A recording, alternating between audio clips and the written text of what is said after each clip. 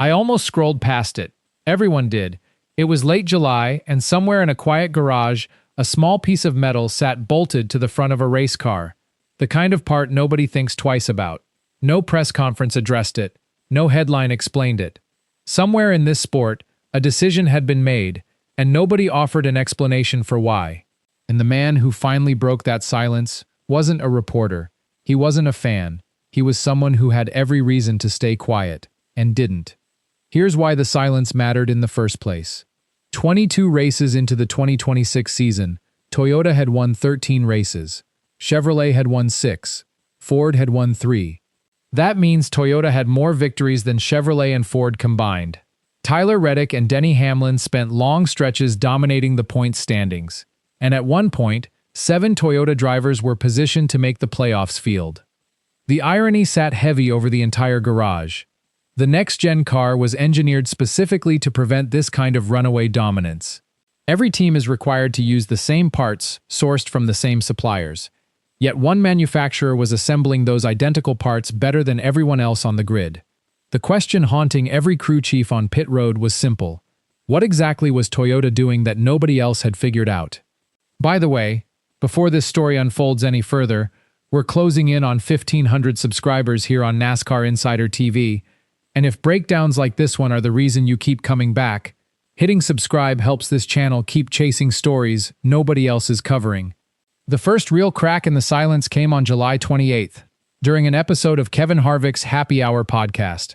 Co-host Mamba Smith brought up a detail that most fans had never heard discussed on air before: a small adjustment to the nose of the car tied directly to downforce production. He didn't stop there. Discussing driver Joey Logano, Smith said, "If he doesn't figure it out, they're going to eat him alive." The comment landed like a bombshell inside a fan base that had spent the season assuming Toyota's success was simply about driver talent. Social media lit up almost instantly, with the same questions repeating over and over. What adjustment? When exactly did it happen? Why hadn't anyone reported it sooner? To understand why this mattered, the part itself needs explaining. A splitter is the flat panel mounted at the very front of the car, running close to the track surface, controlling how much downforce the car generates through the corners. It looks small. Its job on the racetrack is enormous. At high speed, air pressure can cause that panel to flex in ways invisible to anyone watching from the stands. Yet the effect on grip and cornering can be massive across a full run of laps. If one manufacturer had learned to use that flex before anyone else even noticed it existed, that would not be luck.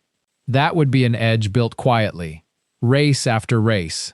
That's when NASCAR reporter Bob Pockrass confirmed the piece everyone had been missing. In a post on X, Pockrass wrote that starting at North Wilkesboro, teams would be required to add struts to the splitter, specifically to stop it from moving or deforming at speed during a run. He added an important caveat, noting that whether this had actually given Toyota a real competitive advantage was still being debated inside the garage among crew chiefs and engineers. To keep the picture fair, Pockrass also pointed out that Toyota remained strong at Indianapolis even after the rule change took effect, a detail that kept the entire mystery open rather than closing it for good. It was underneath that same post where the story truly turned. Brad Keselowski, not a fan, not a reporter, but a Cup Series driver and co-owner of RFK Racing, replied directly to Pockrass, speaking from both seats at once. His words, "This didn't really get any media play, but was a big deal MO." A quiet insider, with access most fans will never have, had just turned a footnote buried in a reporter's thread into a full-blown firestorm across the sport. The numbers right after the strut requirement deepened the confusion, rather than settling it. At North Wilkesboro, Toyota took 4 of the top 6 finishing positions. Logano won that particular race, with Shane Van Gisbergen finishing 5th. At Indianapolis, Toyota cars finished 1st, 2nd, 4th, and 5th in the running order.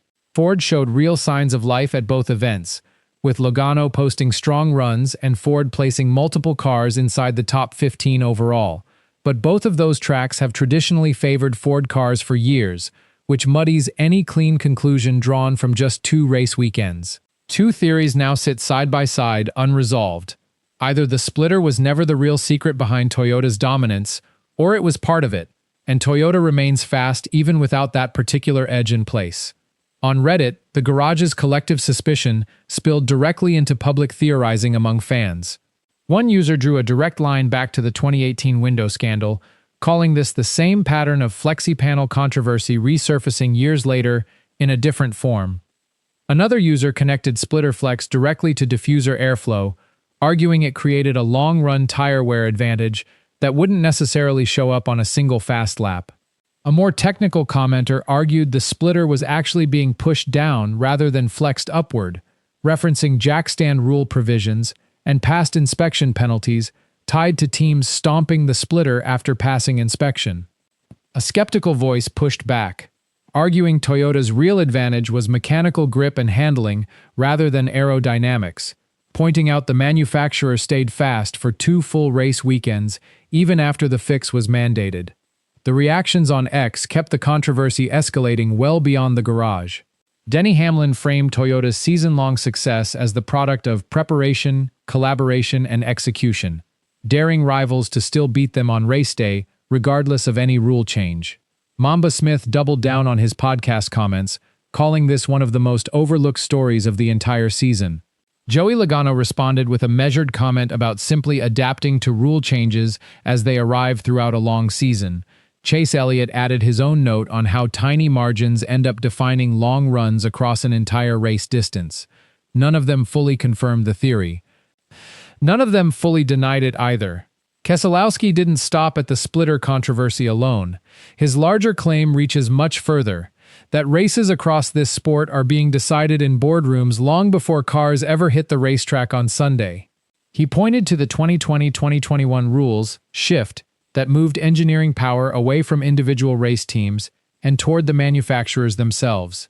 A change he believes was aimed at preventing teams like Furniture Row Racing from ever repeating their spending-driven championship run from years earlier. He praised, almost as a warning to the rest of the field, Toyota's alliance strategy, Joe Gibbs Racing, 23XI Racing, and now Legacy Motor Club sharing resources at a level no other manufacturer in the sport currently matches. He also defended Logano directly, rejecting the idea that his underwhelming season stemmed from driver performance rather than the car itself underneath him. Zooming into RFK Racing itself paints the human side of this entire story. 3 wins in 22 races. A stretch nobody inside that shop is proud of, by any measure. Speculation resurfaced online that RFK could eventually abandon Ford for a rumored Dodge entry expected in 2028, but Keselowski shut that talk down publicly, citing the team's multi-year contractual commitment to Ford. In his July comments, he spoke openly about owning the problem rather than pointing fingers elsewhere in the organization, pinning his hope on Ford's new 2027 body to finally close the performance gap. Only 4 races remain before the playoffs begin: Iowa, Richmond, Loudon, and Daytona. None of them will fully answer the splitter question. That real test still lives on the 1.5-mile tracks yet to come. Back on Reddit, one user kept pressing a single question that summed up the entire garage's mood. Why would NASCAR make a mid-season change like this at all, if it wasn't safety critical to begin with? Was the splitter really the secret behind Toyota's takeover of the 2026 season? Or is the real answer still sitting somewhere in the garage that nobody has looked at yet? Drop your theory in the comments below, and share this with someone who still thinks NASCAR is just about who drives the fastest car on Sunday.